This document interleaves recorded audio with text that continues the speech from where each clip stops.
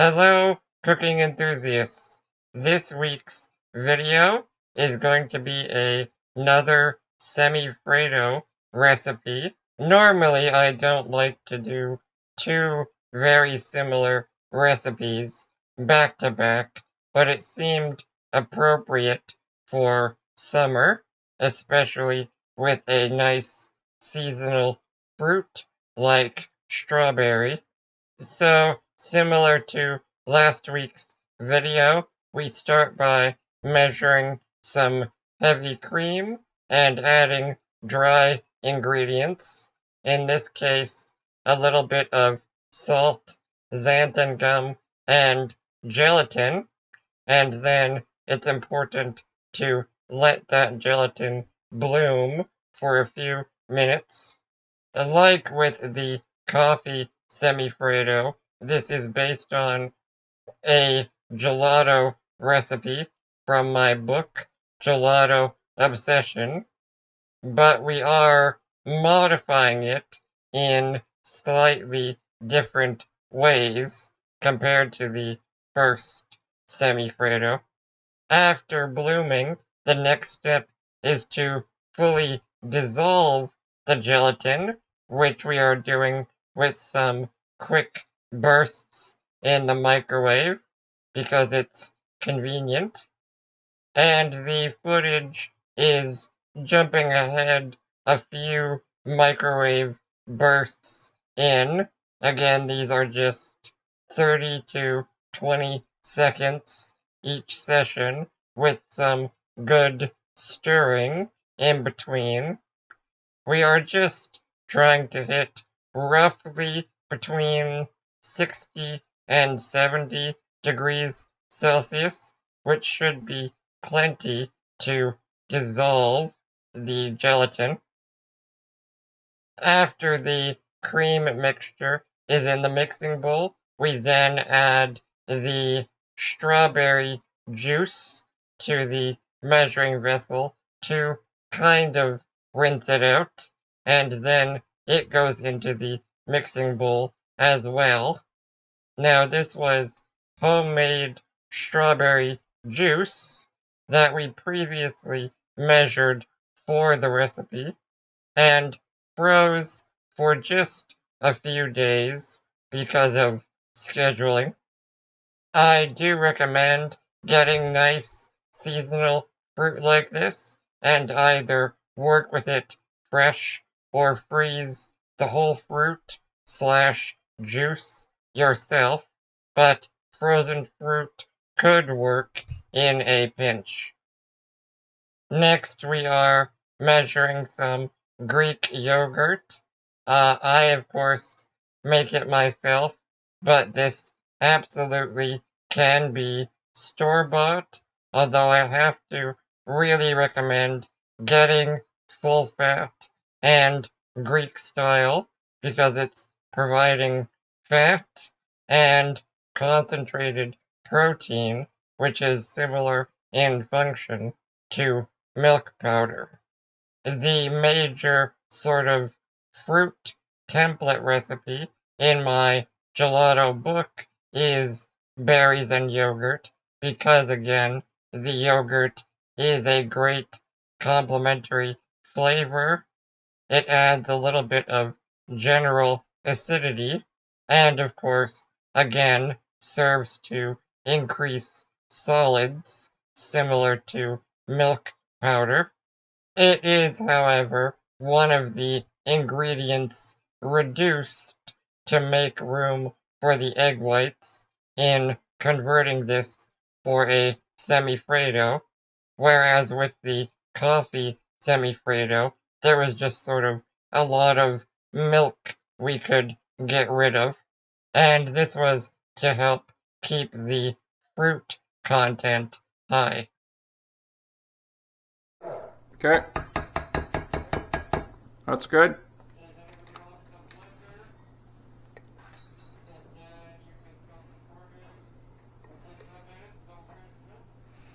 Okay, that's good. Next, of course, we are boiling a sugar syrup for the meringue component. There are two options in the written recipe, using just regular sugar or sugar and fructose if you have it. As we hit the first temperature benchmark around 108 degrees Celsius, I had my caregiver turn the stand mixer on off camera. We hit the final target temperature around 118 degrees Celsius, and we are keeping the syrup just barely warm so I can check the egg white consistency. In the last video, when doing this, the sugar syrup became totally solid. The egg whites looked good, so the syrup goes in and we increase the stand mixer speed once again. Obviously, probably would get better results if the syrup was piping hot and fresh, but it still worked out. Obviously, though, if you or someone helping you are just doing this together, you should have an even easier workflow. We let that run for 5 or 6 minutes and checked on it, and the meringue seemed like the proper texture. Next, I couldn't resist getting a little experimental, so this is totally optional and potentially unnecessary, but you always see meringue toasted as a topping, but I've never seen it toasted when used as an ingredient. I don't think we did it enough to really affect the flavor, but it's something I'm going to play around with doing even more extensively with other recipes like this.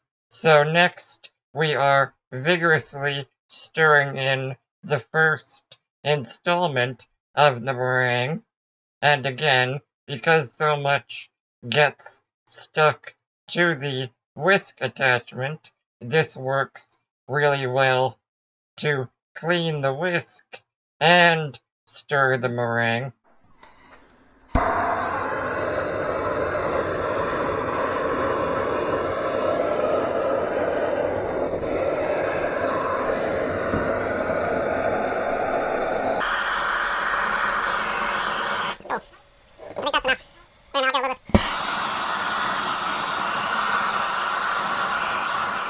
The next installment of meringue, roughly a third of the total, half of the remaining, gets folded in a bit more delicately.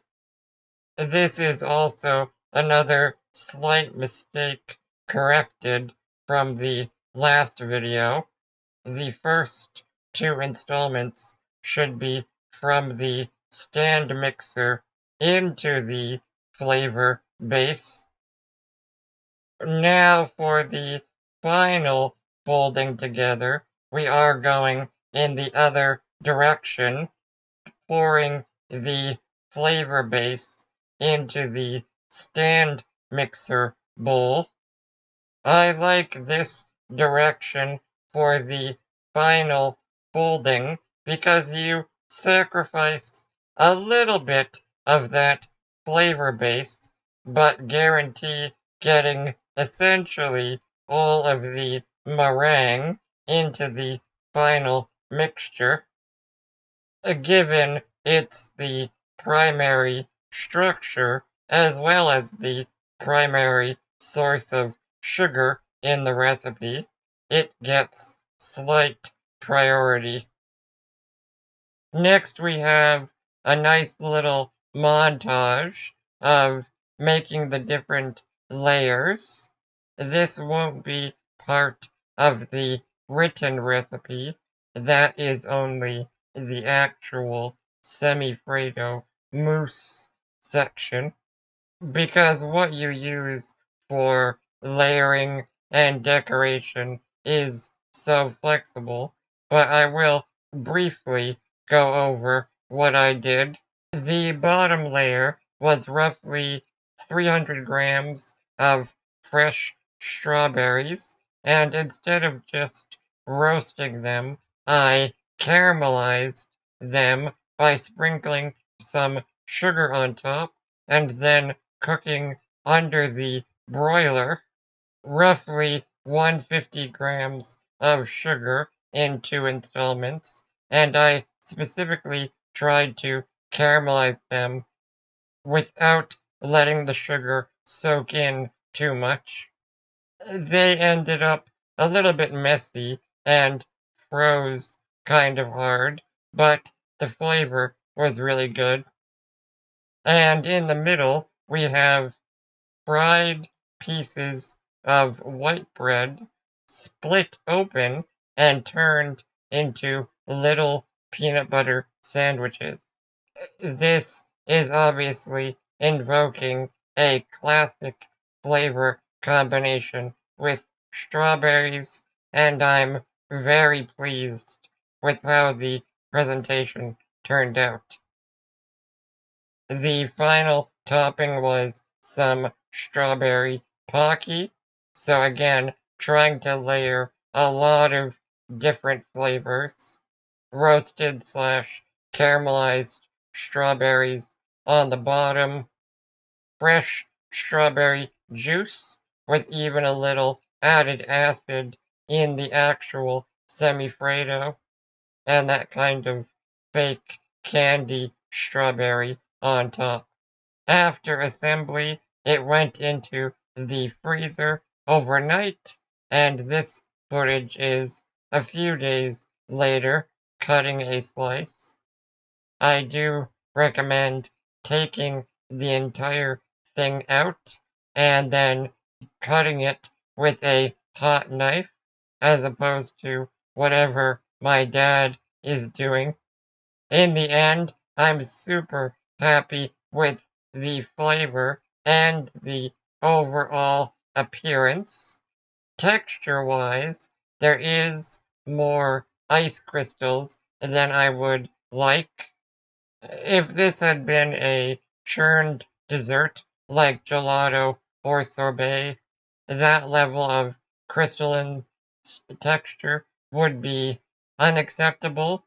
However, I am willing to be a little more flexible for a Semifreddo, and the issue is mitigated by tempering portions in the fridge for about 10 minutes, which I will recommend in the written recipe.